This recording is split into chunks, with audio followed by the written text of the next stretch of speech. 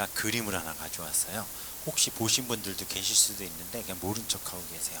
이 그림을 보신 적도 있을 수도 있고 처음 보시는 분도 계실 텐데 제가 굉장히 좋은 작품을 가지고 왔습니다. 기대되죠? 아무도 똑같이 그릴 수 없고 만들 수 없는 그림이에요. 짠! 이거 똑같이 만들 수 있다. 손 들어보세요. 이거랑 똑같이 만들 수 있다. 이 그림 보셨다. 감사합니다. 아무도 안 봐요. 제가 또 기쁨이 있거든요. 이거 똑같이 만드실 수 있겠어요? 없으시겠어요? 못 하시겠어요? 바나나 하나 사다가 그냥 코스트코에서 테이프 하나 사다가 홈디포에서 사야 되나? 바나나는 코스트코에 사고 그 테이프는 홈디포에 사가지고 그냥 붙이면 돼요. 제작비 얼마나 들었을까요? 얼마나 들었을까요? 모르세요? 제가 볼 땐 1불 안 들었을 것 같은데요. 그쵸? 1불? 2불? 많이 들어요. 2불 정도 들었을 것 같습니다. 그냥 벽에 바나나를 테이프로 붙여놨어요. 그쵸? 특별할 게 없죠? 누구나 다 할 수 있을 것 같죠? 저도 이 그림 처음 봤을 때 이 작품이에요. 이게 전시물인데 누가 그냥 장난쳐놨나 했어요. 그런 생각이 드는 모습입니다. 이게 무슨 미술 작품이고 이걸 가지고 도대체 무엇을 얘기하려고 그러는가 이제 생각이 할 수 있겠는데, 이 지금 보신 화면이요, 이 작품이 작품명이 코미디언이에요. 코미디언. 아트 바젤 마이애미 뭐 그런 곳에서 나온 작품인데요. 이게 얼마일 것 같으세요? 이거 얼마면 이해하시겠어요? 말씀드릴게요. 미화로 하시겠네요. 12만 달러. 한국 돈으로 1억 4천만 원입니다. 1억 4천만 원. 이걸 만약 제가 저렇게 붙여놨으면 돈이 안 됐겠지만 그 이탈리아의 유명한 그 설치 미술가, 조각가인, 이름 들어보신 분 계실 수 있어요. 마우리치오 카텔란이라는 사람이 만든 작품이래요. 이 사람 유명한 작품이 황금 변기도 있고요. 그리고 또 히틀러가 이렇게 무릎 꿇고 있는 이제 그런 장면이 있는 작품들이 몇 개 있는데, 저도 설교 준비하고 있다가 우연히 이걸 봤어요. 봤는데 화면에 떴길래 이게 뭐야? 딱 들어가 봤는데 누가 장난쳐놨나 했는데 가격이 무려 12만 달러. 그래서 저도 집에 하나 해놓으려고요. 그래가지고 팔면 교회 한 4개만 팔면은 더 팔아야 되나? 몇 개를 더 팔아야 되지? 한 10개, 한 20개 정도 만들어가지고 팔면 교회 하나 살 수 있지 않겠어요? 그죠?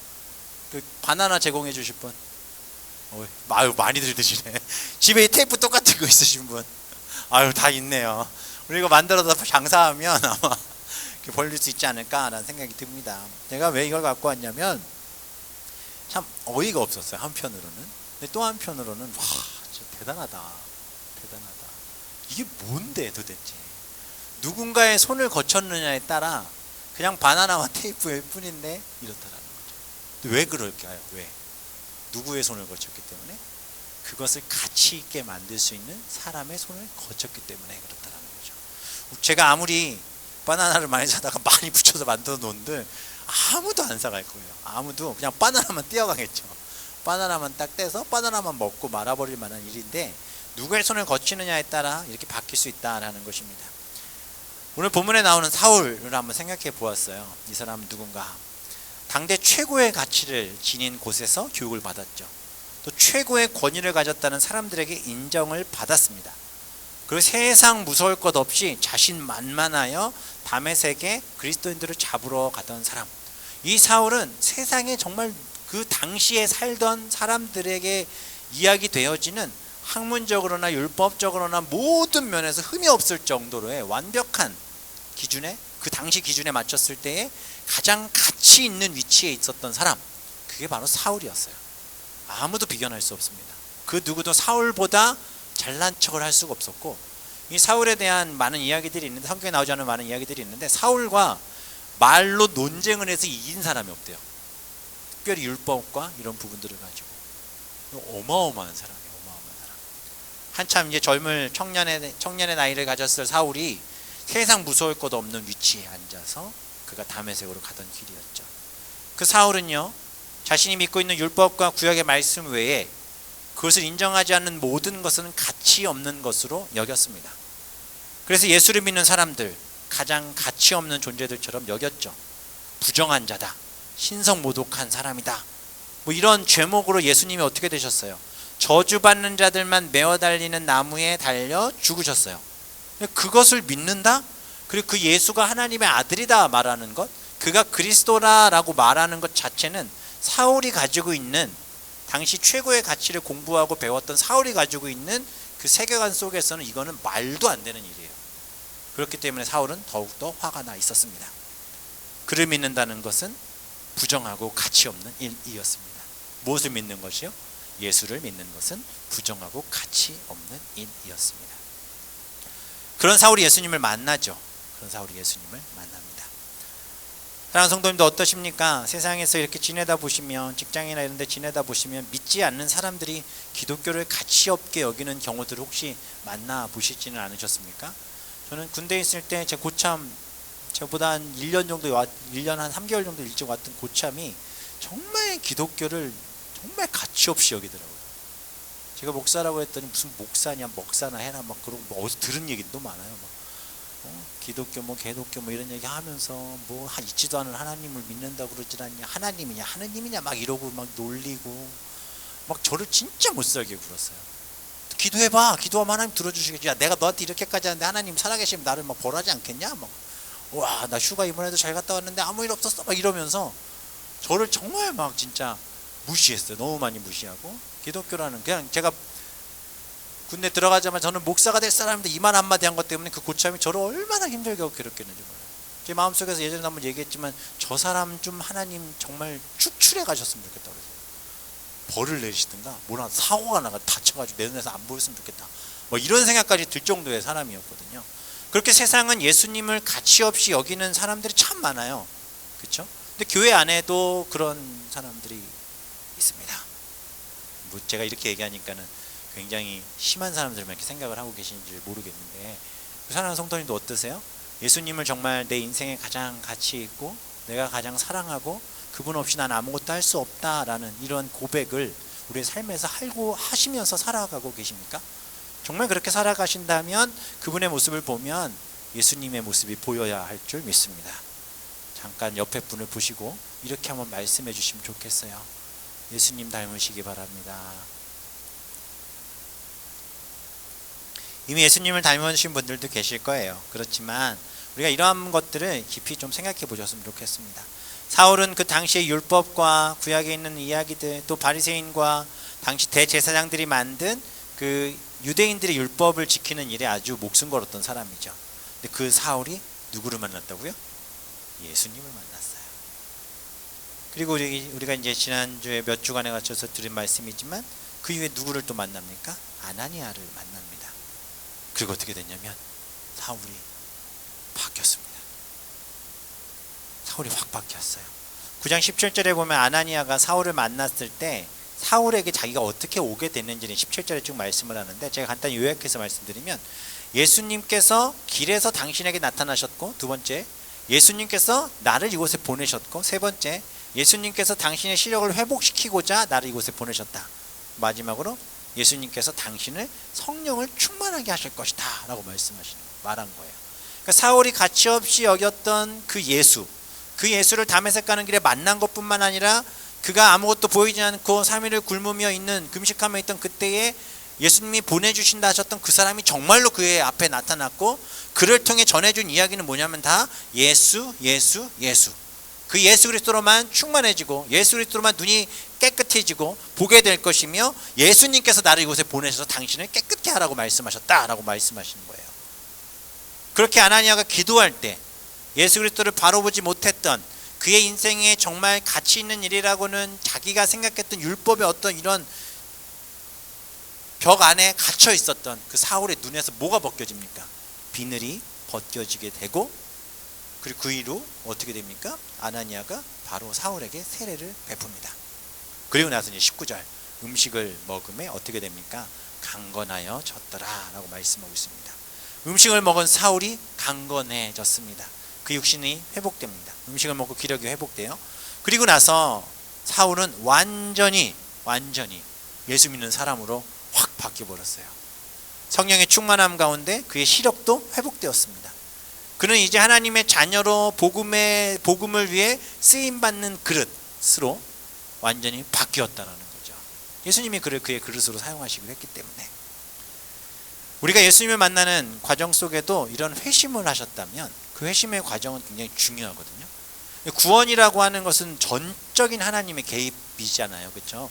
우리의 공로나 우리의 의지로 구원되는 것이 아니에요. 구원받을 수 있는 게 아니에요. 우리가 뭐 착하게 살았으니까 날 구원하시지, 아닙니다. 그건 전적인 하나님의 개입이시고 하나님의 작전이고 예정이세요. 근데 우리를 구원하시는 하나님의 사랑이 값없이 우리에게 오셔서 우리에게 은혜로 선물해 주셨죠. 무엇을? 구원을. 그런데 이 희생의 과정, 이 회심의 과정 속에 많은 사람들이 이렇게 얘기를 해요. 우리의 노력이 들어가 있다라고 얘기하는 사람들이 있어요. 사실 믿음으로 구원받느냐 행위로 구원받느냐, 이 싸움은 초대 기독교가 형성됐던 그때부터 계속해서 싸움하고 있는 거예요. 믿음이냐 행함이냐, 행함이 먼저냐 믿음이 먼저냐, 잘 사니까 구원해 주셨냐, 내가 잘 믿으니까 잘 사는 거냐, 뭐 이런 전 싸움들이 여전히 계속되어지고 있습니다. 그러나 우리의 공로는 1도 없습니다.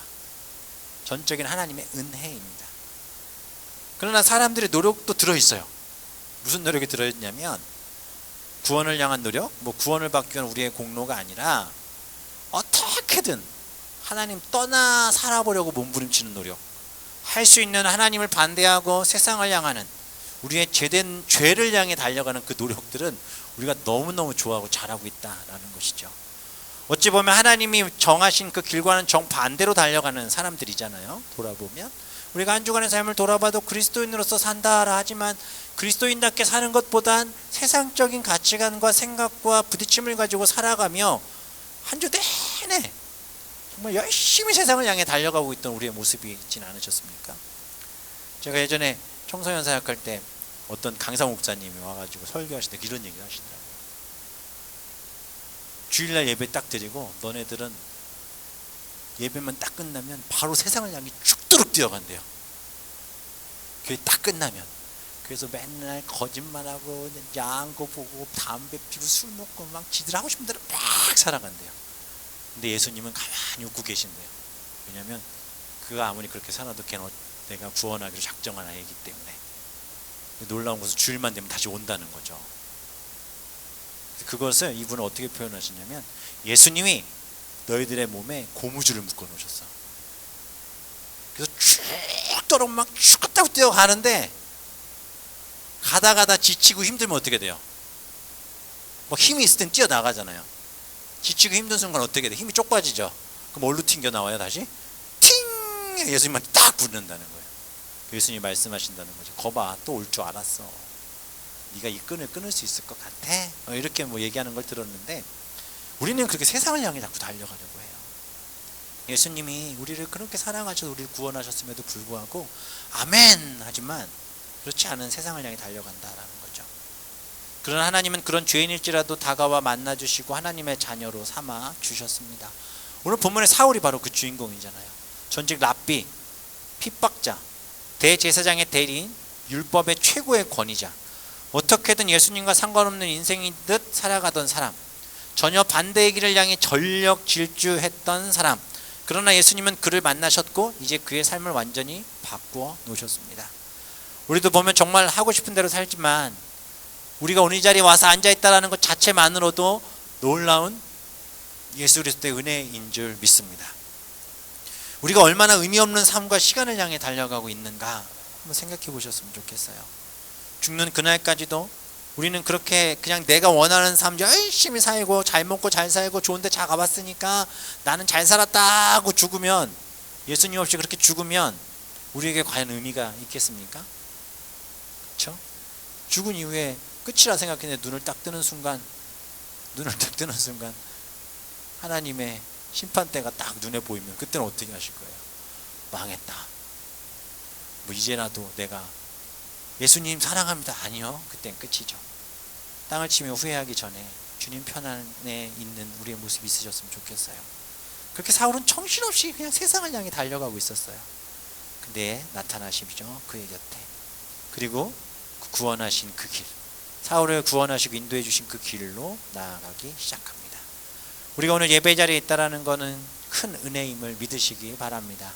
오늘 저도 차 타고 오는데 왜 이렇게 깜깜해요? 왜 이렇게 깜깜해요? 오면서 계속 그 마음이 들더라고요. 하나님, 이렇게 날씨가 점점 캄캄하고 어두워지는데 성도님들 교회 오시려면 힘들 텐데 하나님 밤에 눈 밝아지게 해주세요 막 이러면서, 가는 길 빛이 조금만 더 밝아지게 해주세요 막 이러면서 왔는데, 그런데 그런 시간이고 상황일지라도 예배드리고자 사모함으로 오셨다면 이것이 바로 순종의 길이고 하나님 기뻐하시는 길인 줄 믿습니다. 사울은 그렇게 주님을 만나고 아나니아를 만난 이후에 세례를 받고 그의 몸이 강건하여진 이후에 바로 순종하는 사람이 되어버리죠. 회심 이후에 철저히 하나님의 말씀에 순종하는 인생이 됩니다. 음식을 먹었죠. 강건해졌죠. 그리고 사울은 그를 부르신 예수님의 말씀에 순종했습니다. 그리고 사울이 다메섹에 있는 제자들과 함께 며칠 있었다라고 19절 후반부에 나오고 있습니다. 여기서 며칠이라는 것은 누가가 일부러 기록해놨어요. 이 며칠이라는 단어 자체가 긴 시간이 아니다라는 거예요. 거기 다메섹에 있는 제자들과 많은 이야기들을 나눌 수도 있지만 그렇게 오래 그 자리에 있지 않고 자기가 지금 해야 될 일이 무엇인지를 붙들고 움직이려고 했던 그 시간적인 것들을 누가가 이 사도행전을 기록하면서 며칠 있을세라는 단어로 표현해 주고 있습니다.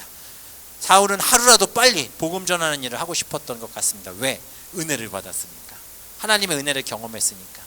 내가 지금까지 잘못된 길을 달려가느라고 주님과 멀어졌던 그 길이 너무 멀기에 내가 하루라도 빨리 복음 전해서 자신이 지금까지 살아오면서 하나님 앞에서 바로 서지 못했던 것들을 회복하고 싶었던 사울의 마음이 있었던 것 같아요. 우리도 그렇죠. 저도 이렇게 돌아보면 예수님을 인격적으로 만나 구원 받았다라는 것, 제가 뭐 언제 구원받은지 정확히 알 수 없지만 내가 정말 예수님께서 나를 구원하셨고 예수님께서 구원하신 하나님의 백성으로 나를 사용하시기로 작정하셨고 또 그 길 가운데 나를 사용하실 것이라는 확신이 제 안에 왔던 그날, 정말 세상이 완전 달라졌습니다. 세상이 완전 달라졌었어요. 집에 돌아왔는데, 수련회 끝나고 이제 집에 돌아왔는데 집에 가면서 산 보면서 울고 무슨 바보 같았어요. 너무 다 감사한 거예요. 다. 제 인생에 있어서 가장 악하게 살았던 게 중학교 1, 2, 3학년이었거든요. 제일 악하게 살았어요. 제가 그때 했던 일들이 여기서 얘기하면 아마 고발하시는 분들도 계실지도 모르고, 이 설교를 만약에 제 동기동창들이 중학교 때 동기동창들이 들으면 와 제가 목사가 됐어 막 이렇게 얘기할지도 모를 정도로 진짜 그랬어요. 제가 이런 얘기 몇 번 했더니 주변에서 저보다 더 그렇게 사셨던 분들이 아이고 그게 뭘 나쁘게 산 거야 이렇게 얘기하시더라고요. 그래서 그때 살짝 위로를 얻었어요. 아 그렇게 나쁜 건 아닌가 보다. 어쨌든 정말 제가 중학교 1, 2, 3학년 시절은 정말 그렇게 살았어요. 정말. 그런데도 정말 막 그냥 삼중 생활했죠. 가정에서, 교회에서, 학교에서의 전혀 다른 생활. 학교도 멀리 있어서 더 그랬기도 했겠지만, 근데 그때 그 시간들을 다 누리던 중 이제 중학교 3학년 여름방학 때 예수님을 딱 만난 거예요. 그리고 나서 집으로 오는 길 계속 울었더니 전도사님 왜 그러냐, 너 진우가 무슨 일 있냐, 뭐 집에 슬픈 일 있냐, 뭐 때문에 그러냐 막 그러시는데 제가 예수님이란 말을 못해. 왜냐면 그것만 우는 거야 그냥.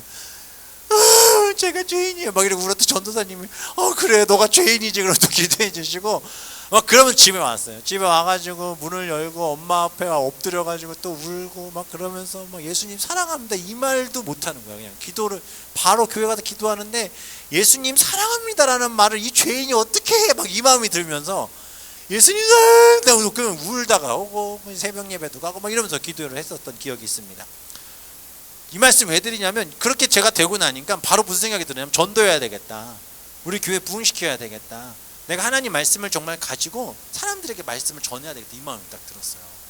그래가지고 제가 그때부터 전도를 시작했잖아요. 학교 가서 전도하고 기도하고 하나님 미션스쿨 들어가게 하셔서 거기서 또 사람들도 전도하고 또 거기서 말씀도 배울 수 있게 하고 막 기도해가지고 하나님 또 고등학교도 미션스쿨로 이렇게 보내주시고 또 거기서 전도도 하고 복음도 전하고 막 이렇게 했어요. 그렇게 해가지고 제가 몇 번 얘기했으니까 또 자랑 한번 할게요. 저희 중고등부와 다 해가지고 10몇 명도 없었는데 제가 중학교 3학년 고등학교 1학년 때 청소년부 총무를 했고 고등학교 2학년 때 회장을 했거든요. 17, 8명밖에 없던 교회가 제가 고등학교 1학년 총무하고 회장 딱 할 때 수련회를 80명이 갔어요. 여름 수련회를. 할렐루야. 부흥을 경험해보지 않으신 분들은 부흥을 반드시 경험해보셔야 할 줄 있습니다. 이거는 이루 말할 수 없는 축복과 은혜예요. 제가 막 그때 막 전 진짜 너무너무 행복하게 그렇게 제가 그 시절을 보냈던 기억이 있습니다.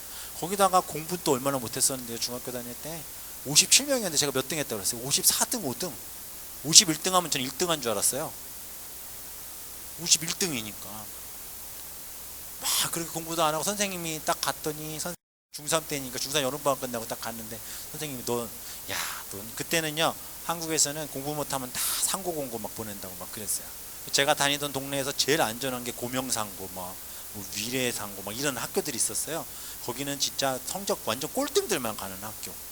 선생님 저한테 딱 상담을 하더니 너는 학교 어디 갈래? 그러시길래 인문계 가겠습니다. 그랬더니 야, 네 성적을 보고 얘기해. 무슨 인문계를 가? 너 대학 못 가? 이러는 거예요. 야 그냥 상고 나가고 공고 나가고 기술이나 배워가지고 장사나 하든지 무슨 그런 거나 해 막 그러시는 거예요. 저는 목사가 돼야 됩니다. 인문계 가겠습니다. 그랬더니 안 된다니까. 너 그렇게 가면 안 돼. 선생님하고 엄청 신랑이 그러셨어요. 저희 어머니 근데 그 사태를 어머니 이거 보실 텐데 그 사태를 모르시고 그냥 그런가 보다 했었을 거예요. 그런데 제가 막 우겨가 저 목사 된다 가야 된다. 그 인문계를 갔어요. 결국 선생님이 마지막 한 말 아직도 기억나요. 네가 대학을 가면 대선에 장을 지진다 이놈아. 제가 나중에 만나 뵀어야 되는데 그걸 못했네요. 그죠? 저 대학 갔거든요. 그렇게 해서 가서 공부도 제가 새롭게 하기 시작했던 거예요. 열심히 중3 겨울방학부터 열심히 공부했어요. 중학교 1학년 때 그 책부터 수학, 영어, 뭐 과학 다시 처음부터 계속 공부하고 보고 그래가지고 성적이 이제 축축축축 올라가가지고 교만해질 정도까지 올라가가지고 하나님 한번 또 치시기도 하셨는데 왜 그랬냐면 제가 왜 공부를 시작했냐면 하나님의 일을 해야 되는데 복음을 전해야 되는데 뭐 깡패 같은 놈이 나타나가지고 복음을 전하면 애들이 도망만 가지 무서워서 갈게 이런 정도만 될 것 같은 건데 공부를 잘하는 애가 와서 하면은 그래 하면서 올 것 같은 마음이 막 들어서 공부도 열심히 하고 착하게도 살고 운동도 되게 열심히 하고 막 그 인기 있는 FM의 교회 오빠가 딱 되고 싶었어요. 그래가지고 그냥 딱 돼서 그런 일들을 경험했었습니다. 우리가 예수님을 만나면 그런 변화도 있는 거죠. 그렇죠? 그때는 하루 1분 1초가 너무너무 귀했어요. 시간 가는 게 너무 싫었어요. 그냥 그날 하루에 은혜 받은 거 그냥 찬양 예배 드리러 가면 하루 종일 찬양만 하고 있고 학교 가면은 책 보는 거 먼저 하나님 말씀 먼저 보는 게 막 습관이었어. 습관. 큐티 시켜서 하지도 않았어요. 그냥 말씀을 안 보면 하루를 못 살겠는데 오메 가면 기도를 안 하면 하루를 못 살겠는데 그렇게 살았던 그때가 있었다라는 거죠. 가끔 그때가 그립습니다. 그리고 그렇게 또 주님 앞에 엎드릴 때가 있으면 좋겠다. 막 그런 순수함 그 마음이 있잖아요. 예수님 처음 만났을 때 어떠세요? 이 자리에 계신 우리 성도님들은 어떠십니까? 그런 감격과 기쁨이 있으셨습니까? 예수님 만나고 예배 시간이 기다려지고 설레이고 교회 가는 날 아침만 되면 막 마음이 두근두근하고 하나님 오늘 또 내게 무슨 말씀 주실까? 사실 그 전까지만 해도 헌금 낼 거 막 생각하면서 1,000원 못하겠는데 500원만 내고 500원은 내가 저거 오락실 가면은 새 파는 내가 게임을 할 수 있는데 어떡할까 막 그런 생각도 하고 그때였는데 그때는 그냥 있는 대로 그냥 주머니에 돈이 있든 내가 헌금 미리 챙겨서 어머니가 어렸을 때 했던 모습 똑같이 해가지고 헌금 챙겨서 헌금하고 하나도 안 아까웠어요. 하나도. 내가 왜 가난하게 살 수밖에 없었는지 그때 다 이해가 됐어요. 그때 우리 지금 왜 이렇게 찢어지게 가난해야 됐는가 그것도 다 이해가 되기 시작하고 다 행복했어요. 그래서 교회 가는 게 너무 서로 교회 일하는 게 행복했고 교회 가서 아이들과 말씀 나누고 함께 교회 일하는 게 행복했고 수련회 함께 가고 또 기도하는 게 행복했고 찬양 집회 다니는 게 너무너무 행복했고 말씀 듣는 게 행복했고 그래서 막 미친 듯이 정말 주님 안에서만 살았던 기억이 있습니다. 우리가 정말 주님을 만나고 주님 앞에 엎드려지고 구원받음에 대한 확신과 예수님 때문에 살고 있다라는 분명한 내 마음의 고백이 있다면 우리가 그렇게 살아야 되지 않겠습니까? 그렇죠? 물론 시간이 지나 저도 그때만큼 그렇게 살진 못하지만 그래도 제 마음 구석구석 진짜 이 교회를 하나님께서 맡기게 하신 이후부터는 생각하는 것 하나 말하는 것 하나 말씀 볼 때마다 항상 하나님 앞에 꼭 묻는 게 있어요. 자격 없는 제가 아니라 주님 주신 힘으로 할 수 있게 달라고. 힘으로 할 수 있게 달라고. 사울이 그렇게 예수님 만나고 자신의 인생 돌아보니 형편없이 살았었거든요. 그 제자들과 함께 머물렀잖아요. 그리고 아름다운 교제를 나누고 교회 공동체를 바라본 이후에 바로 제자들과 잠깐 있다가 어디로 가요? 회당으로 가는 거예요. 이게 이제 사울이 당시 이스라엘 유대인들과 이제 딱 갈라지기 딱 시작하는 이제 그 장면인데 즉시로 그 회당에서 예수가 하나님의 아들이심을 전파해요. 각 회당에서 다메섹에 있는 회당마다 돌아다니며 뭘 하고 있어요? 예수가 하나님의 아들이심을 전파했다라는 거예요. 하나님의 말씀 전하는 것, 그걸 바로 순종했습니다. 많은 시간이 흐른 게 아니에요. 본문을 이렇게 가만히 보고 보면은 무슨 생각이 또 드냐면 시간도 굉장히 짧아요. 예수님 만나고 불과 일주일 이내에 다 벌어진 일이에요. 그냥 사울이 뭐하러 가던 사람이에요.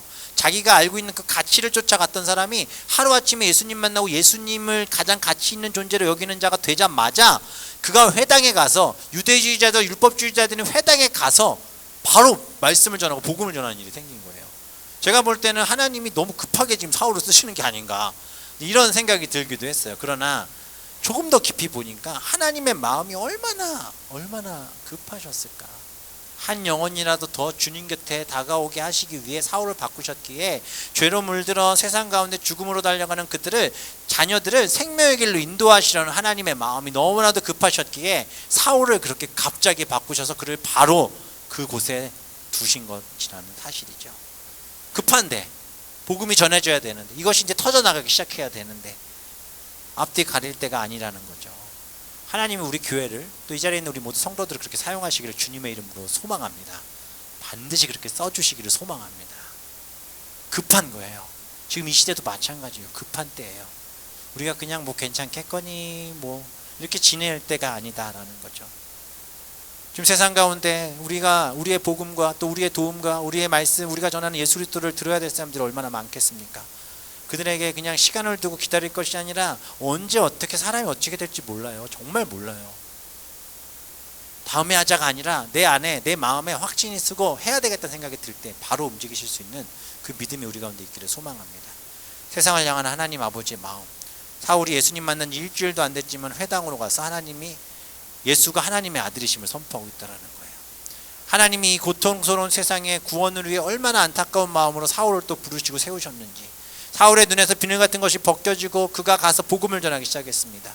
어디에서? 바로 대제사장이 준 공문을 전하고 함께 힘을 모아 그리스도인들을 잡아 남녀를 막론하고 다 잡아가자고 말하려고 가야 되는 그 회당에 가서 공문을 딱 보여주면서 예수 믿는 사람 잡으러 갑시다 이 얘기하라고 사울이 갔잖아요. 사람들도 그걸 기다리고 있었을 거 아니에요. 사울이 왔어요. 공문을 갖고 왔겠거냐고 딱 있는데 하는 얘기가 뭐예요? 예수는 진짜다라는 거예요. 갑자기 예수가 그리스도라는 거예요. 그리스도인들을 잡는 일에 동참하자는 게 아니라 그들처럼 하나님을 믿자라고 지금 선포하고 있는 거예요. 하나님의 아들을 선포하죠. 사도행전에서 유일하게 이 자리에 이 본문에서만 나오는 게 하나님의 아들이심을 전파했다라는 이것, 그 예수가 하나님의 아들이심을 선포했다라는 이 고백은 사도행전 전체 여기만 나와요. 그 무슨 얘기냐면 이 사울이 가지고 있던 모든 세계관이 그냥 완전히 바뀌었다라는 거예요. 예수는 하나님의 아들, 이걸 인정하면 안 돼요. 유대주의자, 율법주의자, 바리새인이나 대제사장들은. 근데 사울은 그것을 가장 먼저 인정하고 있습니다.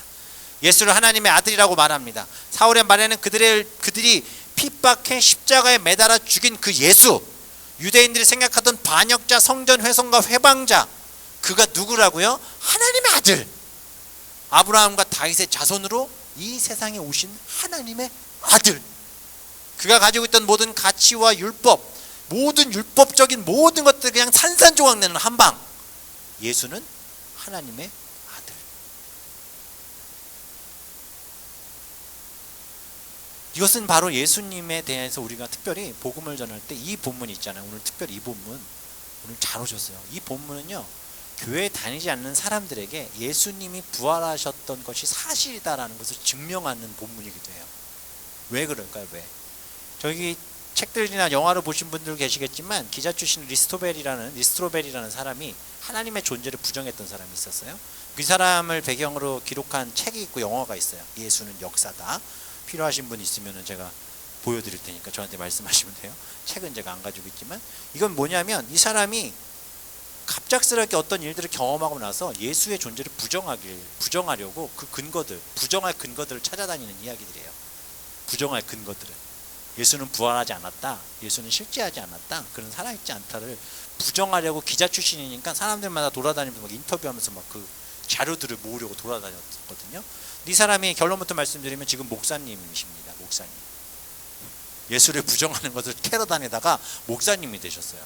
왜 목사님이 되셨을까요? 캐러 다니다가 그게 아닌 걸 알았거든요. 그분이 책에 쓴 내용인데, 첫 번째는 이 세 가지 증거를 얘기해요. 첫째, 예수의 제자들이 죽음을 두려워하지 않은 것이 예수가 부활했다는 증거라는 거예요. 그렇죠? 예수님이 돌아가셨을 때 제자들도 어떻게 했어요?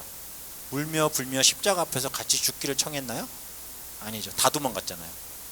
다 도망갔는데 그 사람들이 어느 날 갑자기 나타나서 사람들에게 복음을 전했는데 어디서 전해요? 베드로가 복음을 어디서 전했어요? 어디서 전했어요? 솔로몬 행각에서 전했잖아요. 사도행전 보면. 거기 어디예요? 사람들 다 모여있는 데서 예수는 그리스도다, 유대인들이 예수 그리스도를 십자가에 못 박은 거다, 당신들 회개하라, 이 얘기를 전하고 있었던 거예요. 이게 말이 안 된다는 거죠. 누구를 안 봤으면? 부활하신 예수 그리스도를 안 봤다면. 두 번째는 회의론자들이 회심했다라는 거예요. 이 두 번째 근거가 바로 오늘 본문이에요. 사울이 회심하는 건 불가능한 일이에요. 유대 율법주의자인 사울이 예수를 주라 시인한다? 이건 있을 수가 없는 일인 거예요. 근데 이것이 역사적인 증거와 근거들로 다 나오니까 예수를 부정하고 회의했던 회의론자들이 회심했던 이 사건, 그래서 리스토벨이 드는 본문, 근거가 되는 본문이 바로 이거예요. 사울이 지금 부활하신 예수를 만나자마자 뭘 하고 있어요?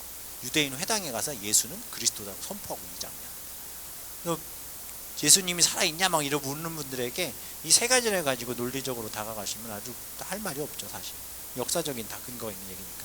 세 번째는 핵심적인 사회구조의 변화에 대한 얘기를 하더라고요. 그건 뭐냐면 당시 유대인들의 삶의 구조가 그냥 완전히 바뀌었다라는 거예요. 누구로 인해서? 그리스도인들로 인해서. 제사를 지내고 성전 중심으로 살던 그들이 디아스포라가 돼서 퍼져나가기 시작했고, 그들이 이곳저곳에서, 예루살렘이 아닌 곳에서 교회를 만들고, 또 그들이 살던 유대인적인, 유대 율법주의적인 것들을 무너뜨리기 시작했고, 더욱이 삼위일체 하나님을 믿기 시작한 이것이 바로 그렇다라는 거죠. 어찌되었든 사울은 회심합니다. 그리고 그는 예수 그리스도는 정말 살아계시고, 그분은 정말 부활하셨으며, 그분이 우리를 구원하실 분이시고, 그분은 하나님의 아들이다 라고 좀 선포하고 다니는 거예요. 사울이 며칠 사이에 완전히 바뀌었습니다. 철저한 율법주의자여 그리스도인을 핍박하던 사울이 하루아침에 바뀌었어요. 다메섹 가던 길에 예수님을 만났기 때문에 바뀌었습니다. 오늘 우리가 이 자리에 오셨다면 예수님을 만나고 돌아가시길 소망합니다. 그래서 완전히 바뀌는 인생 되기를 소망합니다. 예수님은 살아계신 하나님의 아들이시에요. 우리가 믿고 안 믿고를 떠나서 그건 사실이에요. 실제예요. 우리가 정말 예수님을 만나고 안다면 우리는 그래서 믿지 않는 자들에게 복음을 전하는 일을 미루면 안 돼요. 기도하세요. 주변에 믿지 않는 가족들, 직장 동료들한테 기도하고 그들에게 복음을 전하셔야 됩니다. 그건 우리에게 사명입니다. 왜? 나는 예수님이 살아계시면 믿기 때문에. 그분을 믿지 않으면 지옥 가는 걸 알기 때문에. 사랑하는 사람들, 내 곁에 있는 가족들, 그들에게 복음 전하는 것, 이것을 위해 우리가 사용되어져야 될 줄 믿습니다. 미룰 일이 아니라는 거예요. 당장이라도 복음을 전하고 심판과 정죄의 대상이던 죄인들을 예수 그리스도 앞에 오게 만드셔야 돼요. 오게 만드셔야 돼요. 그 일에 생명 거셔야 됩니다. 아셨죠? 꼭 그렇게 하세요. 복음 전하세요. 구원을 위해서 기도해 주시고, 교회 가라고. 우리 교회 안 와도 돼요. 제가 늘 말씀드리지만 가까운 교회 가라고.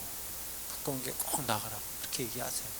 그럼 이제 얘기하겠죠. 근데 어색한데. 그럼 우리 교회 오라고. 그때 얘기하셔도 돼요. 처음에는 우리 교회 오라고 굳이 얘기 안 하셔도 돼요. 꼭 그렇게 해주시면 좋겠어요. 회당에서 선포하는 사울, 그에게는 확신이 있었습니다. 그 모습을 보던 사람들이 당연히 충격에 빠졌겠죠. 그가 전하는 예수가 하나님의 아들이란 선포도 그래요. 그것도 말도 안 되는 얘기인데 그것을 회당에서 얘기하는 것도 충격인데, 더 큰 충격이 뭐예요? 그걸 누가 전하고 있어요? 사울이 그걸 전하고 있는 거예요. 사울이. 21절에 나오죠. 듣는 사람이 다 놀라 말하되 이 사람이 예루살렘에서 이 이름을 부르는 사람을 멸하던 자가 아니냐, 여기 온 것도 그들을 결박하여 대제사장들에게 끌고 가고자 함이 아니냐 하더라 말하고 있죠. 사람들이 놀랐어요. 이 사람은 사울이 이곳에 와서 예수의 추종자를 체포하자는 말을 기대했는데 그게 아니에요. 완전히 기독교의 적대자였던 사울이 기독교인이 되어 기독교의 메시지를, 예수는 구원자다, 예수는 정말 살아계시다, 그분만이 우리를 구원하실 분이다, 그분은 하나님의 아들이다, 이걸 선포하고 있는 겁니다. 모두가 당황했죠. 사울은 그 사람들 누구보다 잘 알죠. 그들의 생각을 누구보다 잘 알죠. 그들이 이런 선포 앞에, 선포가 떨어지면 그들이 어떤 행동을 취할지도 사울은 알아요. 왜? 그 일을 했던 사람이기 때문에. 내가 회당에 가서 예수는 그리스도다, 예수는 하나님의 아들이다 이야기하면 그들이 나를 죽이려 들 거라는 걸 사울이 알까요, 모를까요? 당연히 알죠. 근데 망설이지 않고 선포하는 거예요. 망설이지 않고. 근데 더 놀라운 말씀은요, 말씀을 전할수록 그에게 뭐가 생겼다고 그래요? 확신이 생겨. 더 확신이 생기는 거예요. 더 확신이 생겼고 진리 대신 예수를 선포하면서도 머뭇거림이나 지체함도 없이 더해요. 22절, 사울은 힘을 더 얻어. 무슨 얘기를 합니까? 예수를 그리스도라 하나 증언하니 다메섹에 사는 유대인들을 당혹하게 하느니라. 사울이 힘을 더 얻어. 헬라어로 엔듀나모라는 단어인데, 능력이란 단어가 무슨 뜻, 뭐예요? 듀나미스죠. 다이나마이트의 어원. 그 능력인데 그게 어디서, 이 안에서 사울이 말씀을 전할수록, 복음을 전할수록 그의 마음에 두려움이 사라지고 안에서 뭐가 터져 나와요? 능력이 터져 나오기 시작해요. 능력이. 누가 주신 능력? 누가 함께하기에 가능한 능력? 성령이 그와 함께하기. 이 믿음의 선포가 우리 가운데 있기를 주님의 이름으로 축원합니다. 두려워 떨리거든요, 사실. 말씀을 전할 때나 기도를 할 때나 무엇을 주의 일어날 때 항상 그렇잖아요. 처음 기도시키잖아요. 목사님 못하겠어요. 막 이러셔요. 예, 2020년 되면 이제 밴쿠버 선목교회에서 이렇게 오시거나 새로 오신 분들도 다 이제 대표기도 다 들어가실 건데, 제가 미리 던져놓는 거예요. 전 나중에 할게요. 그런 말 하기만 하세요. 그냥 되는 대로 딱딱딱 하시는데, 어쨌든 처음에 시키면 다 두렵죠. 그러나 내 안에 누가 일하고 계세요? 하나님 일하고 계시죠. 성령님 계시죠. 몇 주 전에 우리 교회 집사님 따님 하나가 멀리 캘거니에서 기도에 인도했다는 얘기를 제가 들었는데, 그 큰딸이, 우리 그 딸내미가 그냥 처음엔 너무 두려워서 내가 어떻게 기도 인도를 하나 막 이러고 있었는데, 기도 인도를 할수록 내가 아니라 하나님이 하시는구나 라는 것을 고백했다는 거예요. 이게 이거지 않습니까? 왜 교회 일을 시키고 교회에 뭘 맡겨두면 다 못하겠다고 하는지 아세요? 그 안에 성령의 임재하심과 역사하심을 경험해보지 못했기 때문이에요. 순종하면 하나님 그 일을 넘치도록 하게 하실 줄 믿습니다. 정말 믿고 달려드셔야 돼요. 사울이 처음에는 조금 망설임이 있었는지 모르겠지만 어쨌든 그가 던지고 하나님의 말씀을 이야기할 때 놀라운 일들이 벌어지기 시작합니다. 그가 말한 건 뭐예요? 그리스도다. 그리스도라는 것은 히브리어로 그리스도, 메시아라는 단어가 있죠. 히브리어로는 메시아고 헬라어로는 그리스도. 이게 뭐냐면 기름 부음 받은 자, 하나님이 보내신 분, 우리를 구원할 자라는 거예요. 율법에 정통한 학자였던 사울이 그가 아는 율법의 모든 것들을 다 부숴버리고, 아니, 부숴버린 게 아니죠. 그가 알고 있던 모든 율법의 퍼즐 조각들이 예수 그리스도 하나로 다 맞아 들어가기 시작한 거예요. 생각해 보세요. 사울이 어떤 사람이에요? 율법에 정통한 자, 구약을 꿰고 있는 사람. 그 모든 율법의, 구약의 말씀의 핵심이 누군데, 원래가 누구예요? 지난주에 말씀드렸지만 그 구속사의 핵심은 예수 그리스도잖아요. 그 예수 그리스도는 사울이 이제 완전히 알게 된 거예요. 완전히요. 뻥 뚫린 거예요. 뻥. 그 본문에 보면은 사울이 여기서 보면은 말씀 가운데 증언하여 당혹하게 힘을 더 예수를 알게 했다는 이 단어들 속에 또 어떤 단어가 들어있냐면 헬라어로 모으다, 변론하다, 이런 의미가 또 담겨져 있어요. 무슨 얘기냐면 사울이 이야기할 때에 율법을 알고 있던 그들이 반론하는 사람들도 있었겠죠. 말이 안 된다. 아니, 사울은 거기에 대해서 너무나도 완벽하게 성경의 말씀을 가지고 그들의 대답에다 그냥 탁 대답을 하는 거예요. 제가 말씀 서두에 말씀드렸죠. 사울이 어떤 사람이라고 그랬어요? 논리와 언어로는 져본 적이 없는 사람이에요. 율법을 지킬 때, 근데 그 율법에 예수 그리스도가 딱 들어가니 이제 게임 끝이죠. 보세요. 사도 바울이 기록한 로마서, 고린도전서, 후서, 에베소서, 빌립보서, 갈라디아서 보세요. 한마디도 못해요. 사실 그 말씀들 제대로 이해하고 보면 이 얘기밖에 안 나와요. 어떻게 이렇게 쓸 수 있을까? 율법에 정통한 학자였기 때문에. 사울은 율법에 정통한 박사였습니다. 그러니 이렇게 이야기를 하고 있으니 아무도, 그 자리에 얼마나 많은 대제사장들과 유대 율법주의 학자들이 있었겠어요. 아무도 변론조차 할 수 없었어요. 사울은 더 강력하게 복음을 전합니다. 사실 사람들이 어떤 주제를 가지고 논리적으로 답을 하고 명확한 근거와 상황을 말하면 수긍하고 인정하면 좋은데 그렇게 되기는 쉽지 않죠. 만약 이 사람들이 사울이 하는 얘기가 논리적으로 다 맞으면 어떻게 해야 돼요? 아, 나도 예수를 믿어야 되겠다, 이렇게 돼야 되는데 사람들이 그렇게 못해요. 아무리 증거가 분명하고 논리가 정확해도 이 마음에 악한 악감을 갖고 있는 사람들은요, 그냥 다 아니래. 말도 안 되는 걸 막 우기고 밀어붙이잖아요. 그죠? 이 사람들도 똑같아요. 이 당혹하게 아니라가 뭐냐면 그냥 가만히 있으면 안 되겠다라는 거예요. 문자적으로 해석하면 깜짝 놀라게 하다, 어리둥절하다라는 의미이기도 한데, 그냥 오씨, 쟤 가만두면 안 되겠네. 쟤 저렇게 뒀다가 안 되겠다. 뭔지는 알겠는데 쟤 저렇게 뒀다 우리 큰일 나겠다라는 생각이 들죠. 그래서 그 사람들이 달려드는 거예요. 우리도 똑같아요. 우리가 하나님의 말씀대로 살아가려고 하면 할수록 사단은 절대 우리를 가만두지 않습니다. 그래서 하나님 말씀대로 믿음대로 잘 살아가려고 하는데 자꾸 힘든 일이 생기잖아요. 할렐루야 하셔야 돼요. 아멘. 하나님 내게 이 일을 또 허락하시는군요. 내가 주의 말씀 붙들고 기도하고 이겨나가겠습니다. 선포하세요. 하나님이 반드시 얘기하실 줄 믿습니다. 더러운 입술, 더러운 모든 것들을 다 빼내실 줄 믿습니다. 사울이 이렇게 해버리니까 결국 어떻게 돼요? 다음 주 본문이지만 23절에 바로 나오잖아요. 여러 날이 지나면 유대인들이 사울 죽이기를 공모하더니, 그냥 듣자마자 딱 든 생각이 뭐예요? 쟤 죽여야 돼. 이게 세상입니다. 이게 세상이에요. 우리가 이 땅 살며 부딪히는 많은 두려운 일들이 있을 수 있습니다. 그러나 예수 그리스도 붙들고 그분 의지하면 그 두려움은 우리에게 너무나 놀라운 승리를 선물해 주실 줄 믿으시기 바랍니다. 이 땅 살면서 조금 힘들고 어렵고 답답한 상황 속에 있어도 그것 때문에 너무 괴로워하지 마세요. 우리의 본향은 어디예요? 천국이기 때문에 그렇습니다. 우리가 오늘 본문의 사울을 통해서 그리스도인으로 사울의 이 믿음의 변화, 이거 또 그의 결단, 이것을 좀 깊이 있게 묵상하고 배우셨으면 좋겠어요. 우리가 물론 사울처럼 살 수는 없다라고, 맞아요. 저도 인정해요. 저도 사울처럼 살 수는 없을 거예요. 그러나 우리가 오늘 이 밤에는 정말 한 번쯤은 주님 만나 내가 주님 앞에 고백하며 감사했던 그 고백들 다시 한번 끄집어내셔서 내가 지금 올 한 해가 이렇게 마무리되는 이 시점에 어떠한 것들을 결단하고 어떠한 마음을 가지고 2020년 내가 어떠한 꿈을 가지고 주님 주신 그 일들을 감당할지를 마음에 선포하시고 고백하시기를 주님의 이름으로 축원합니다. 눌려 지내지 마세요. 우리는 패배자들이 아니에요. 예수 그리스도를 믿고 사랑하면 우리는 승리하는 줄 믿으시기 바랍니다. 사울은 세상의 가치를 쫓아 그것이 가장 가치 있는 일이라 여겼지만 그의 가치는요, 예수 그리스도를 만났을 때, 예수 그리스도를 만났을 때 세상과 비교할 수 없는 가치인 복음, 그 복음을 전하는 하나님의 그릇으로 사용되어졌다라는 거죠. 아까 한 미술가가 바나나 그냥 벽에다 붙여놓은 거 하나가 그 정도의 가치를 갖는다고 하잖아요.